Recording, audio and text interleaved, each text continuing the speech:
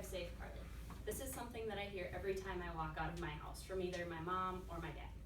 Being the daughter of the assistant fire chief of the Gray Eagle Volunteer Fire Department, it's arguable that I get a lot of lectures, maybe even more than most teen drivers get. I have seen the face of my dad. He has concern written all over it. And for that reason, when I get these lectures, I take them seriously, and it makes me take texting and driving even more seriously. It is a dangerous action, and it is an issue that our community has and needs to become more aware of. I will first talk about texting and driving in Fargo. After, I will talk about the effects that it has on the entire state and the people who are included in it. Before we can talk about the effects, we need to discuss the issue it has on our community. First, texting and driving here in Fargo is something that is more common than some might think. This past April, W Day 6, a local news channel, put together a piece and did an experiment. They set up cameras in the West Fargo parking lot, well, not the West Fargo, the West Acres Mall parking lot right next to 13th Avenue, which we all know is a very, very busy intersection, especially during the day. And in April, it can sometimes still be a little icy, so it makes it even worse. They sat there for 45 minutes and they counted the drivers that were using their phones as they drove by.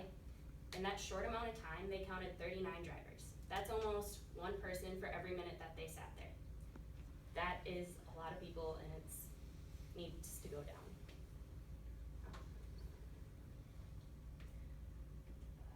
At the time this video was made, it was actually the 1 month of the year that the Fargo police dedicate to distracted driving, and they focus on people going through stoplights and speeding, but then they also look for no seatbelts and stuff like that, because some of those can signal that they've been on their phone. They are not the only ones though that are cracking down on this issue. The state of North Dakota also has many laws against it. They actually banned it in 2011, and a ticket can cost a minimum of $100 for a first-time offender, and for repeat offenders, the ticket cost just gets higher and higher. Despite the effort to minimize texting and driving, these accidents continue to happen. Second, these tragic events leave many effects on people. There are plenty of texting and driving stories on the internet, such as YouTube, Google, anything really that's a search engine. And when you type in just simply texting and driving, many, many videos pop up. And when I Googled texting and driving, I found one video that really kind of struck me as really sad. Well, particularly this one I thought was really sad. It was a video that was posted by AT&T. It was on YouTube, and it was called The Last Text. In this video, they had a bunch of different stories about people who have been affected by texting and driving, and there was one story that kind of just stuck out to me. It was a young girl that was texting and driving, and she went over the median, and her truck started to roll. She was thrown from the vehicle and landed approximately 300 feet from her vehicle and died. The text she sent was, yeah, it was to her sister, who she talked to all the time. Her sister now feels forever guilty for her sister's death, and she said if she could talk to her sister one more time, she would say, I'm sorry.